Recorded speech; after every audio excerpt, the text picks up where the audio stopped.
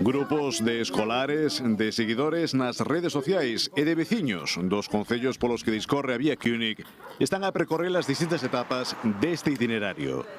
Fano co fin de que sexa recoñecido como ruta oficial do Camiño de Santiago. Na campaña, promovida polo guía turístico Guido Álvarez Parga, colaborou o artista urbano Diego As. O último mural que realizou, en Becerreá, súmase outros dous no Corgo, un na propia vila e outro máis en Gomeán. Todos representan o monxe alemán que no século XV deseñou o percorrido o que lle dá nome. É como unha historia que vai contando un tras outro.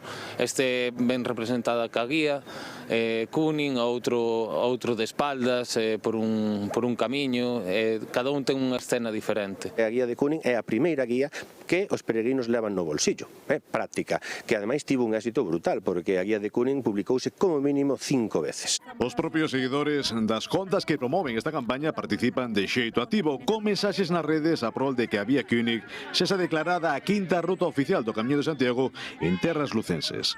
Nesta provincia atravesa, procedente de León, un total de 7 concellos. O bonito disto é que xurdiu dunha maneira moi espontánea, están sucedendo cousas moi bonitas, como que se están unindo os colexos, veu xente de lonxe, incluso de Madrid, de Foz, de distintos lugares de Galicia, dos propios lugares por onde pasa a Vía Cúnig. La verdad que me interesó muchísimo hacer esta experiencia, porque la verdad que es una experiencia, no solo un camino. E ademais é un ambiente e unhas rutas por uns pueblos que está moi ben. O broche de ouro desta campaña está previsto pro domingo vindeiro.